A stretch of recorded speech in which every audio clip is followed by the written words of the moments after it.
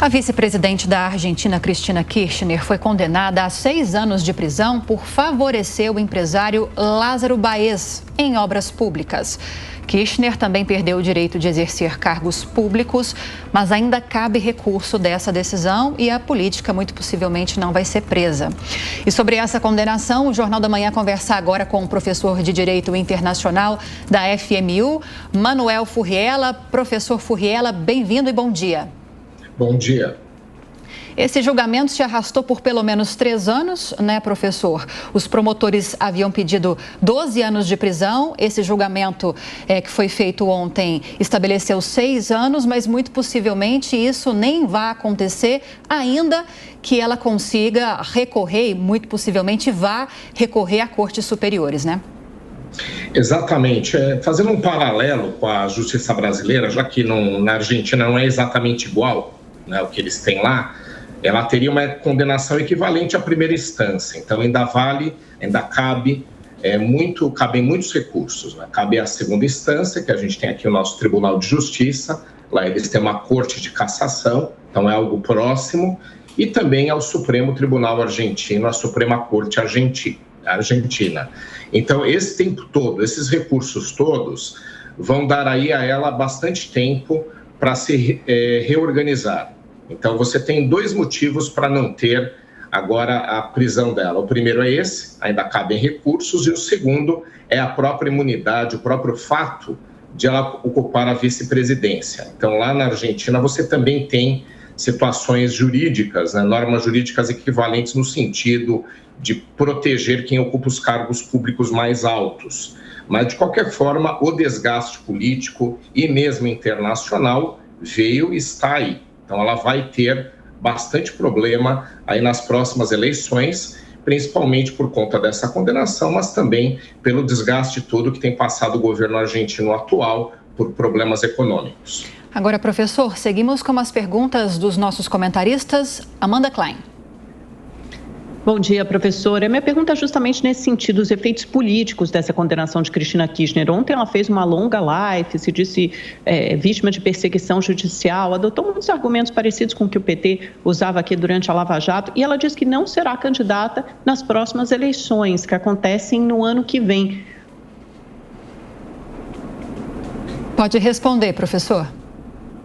Tem um cenário que é interessante, que é o seguinte, né? Te ver como as estratégias elas se repetem.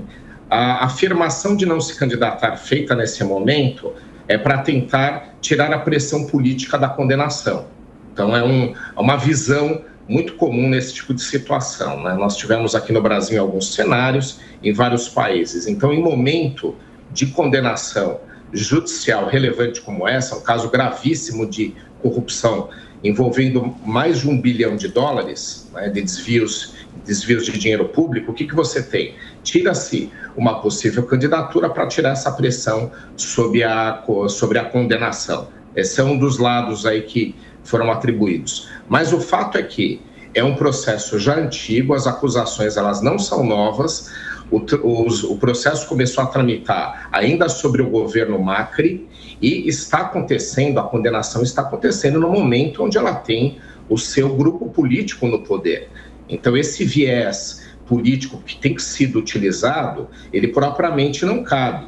Mas você tem provas sólidas, comprovações, inclusive o presidente da empresa, da construtora, né, ele já tinha problemas judiciais anteriores e já tinha sido condenado por outros casos semelhantes de desvio de recursos públicos, né? Então, é um cenário que dificilmente ela vai conseguir fazer com que haja uma ligação política, né? Então, ela tenta tirar a pressão política tirando a sua candidatura próxima, mas isso não vai fazer, provavelmente, com que ela consiga reverter uma condenação tão sólida. Professor Furriela, na sequência, a pergunta de Roberto Mota.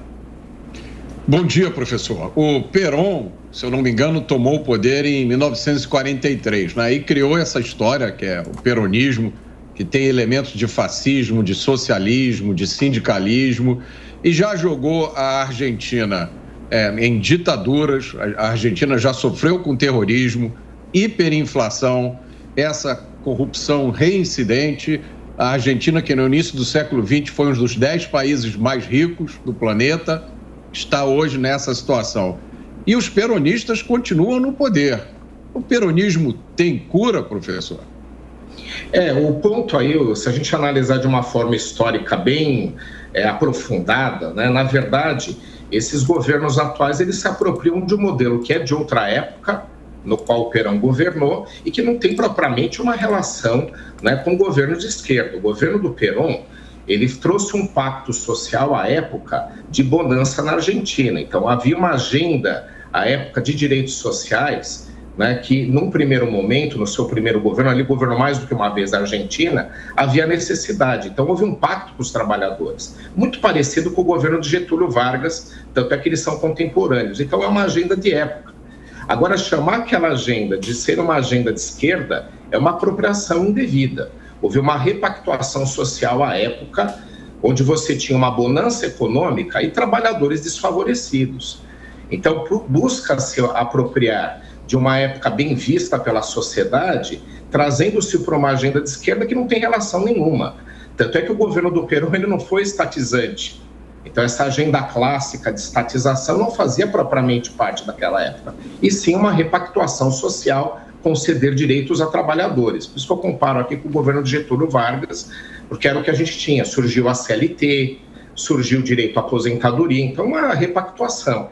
Então, os governos atuais de esquerda, eles se apropriam de uma agenda que não é propriamente ligada a eles, mas é uma agenda bem vista pela sociedade, porque era uma época de bonança, uma época de concessão de direitos sociais. Eu vejo dessa forma, né? Então, o peronismo é simplesmente a apropriação de um nome bem visto pela sociedade com uma agenda que é de esquerda, que é uma outra agenda, né? Então, acho que não é a melhor forma da gente imaginar.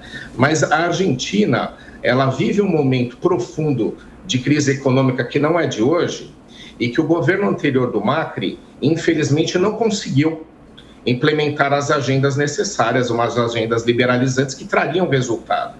Ele não conseguiu apoio político para aquilo, o resultado foi a recondução do kirchnerismo aí com o presidente fazendo parte da linha política e a própria Cristina Kirchner como vice. Então, eu acho que é uma visão um pouco equivocada daquela época, trazendo-se a momentos atuais.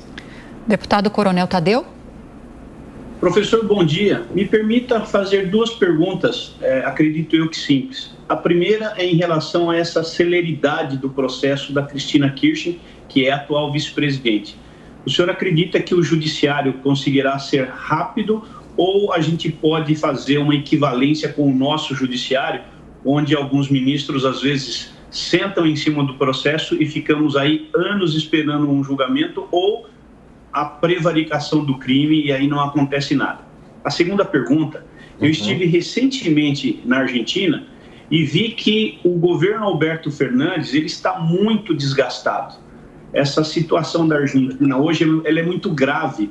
E eu vejo que a tendência é que o ano que vem, que nós temos as eleições marcadas para o ano que vem, é que faça uma mudança radical para a linha de direita. O senhor acredita que isso pode acontecer em função do caos social que foi implantado? Com certeza, há uma chance sim da retomada pela direita, já que o governo Macri, apesar de ser muito criticado, ele teve esse ponto de falta de apoio para a realização de reformas. Macri é um empresário experiente, é um empresário muito capacitado, mas o momento político não permitiu a implementação de reformas como a gente encontrou em outros países aqui da região e que foram bem-sucedidas. Então, há uma chance de retomada. O cenário da Argentina, que já é ruim há muitos anos, se agravou muito no governo atual. Então, você teve problemas com a pandemia relacionados a desvio de recursos públicos na vacinação, que pouco se fala no Brasil, mas foram muito sérios por lá. Tanto é que caiu o ministro da Saúde. Você teve desvio de 700 vacinas para favorecimento de personalidades relacionadas a questões aí com o próprio governo, personalidades relacionadas ao governo atual. E você teve propriamente também naquele período a geração dessa hiperinflação que vai bater 100%, com grave desemprego. Então, esse cenário provavelmente vai reconduzir a um novo grupo político. e é bem provável que seja de direita, porque é a agenda oposta à atual. Então, isso é factível, é provável. Falando do trâmite judicial, a justiça argentina ela é tão lenta quanto a brasileira. A gente não pode dizer que é propriamente célere, né, um processo que, em primeira instância, demorou quase 4 anos, que é o cenário que nós temos agora.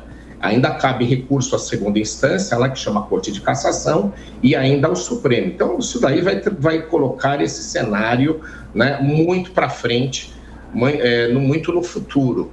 Então, é improvável que a gente veja qualquer tipo de condenação ou de prisão efetiva da vice-presidente por conta do período que vai demorar ainda, dos muitos recursos ainda que são possíveis e principalmente porque ela pode ser eleita para algum cargo público, mesmo que seja para o Congresso, o que traz imunidade em um outro cenário. Então, é improvável que a gente veja a prisão da vice-presidente. Agora, professor, só para fechar, se ela não for eleita para outros cargos públicos, ela corre mais riscos, assim como no Brasil, em relação à imunidade parlamentar? Sem dúvida, porque o que acontece? Você tem aí um cenário que envolve a questão judicial propriamente, mas a imunidade também, com algumas diferenças aí do caso brasileiro, ela também existe na Argentina, né? E há uma visão dela, né, essa declaração de que não vai ser candidata, é porque ela vê que isso tira a pressão de condenação futura, ajuda nos próximos recursos. Ela vai ser candidata a presidente, né? Ela não falou de outros cargos.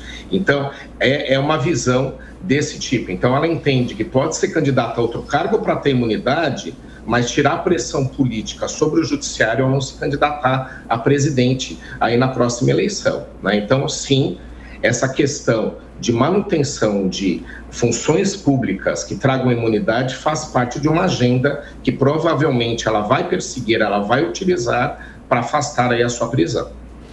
Conversamos então com o professor de Direito Internacional da FMU, Manuel Furriela, sobre agora as perspectivas diante dessa condenação da vice-presidente da Argentina, Cristina Kirchner. Professor, obrigada pelas informações e bom dia. Bom dia.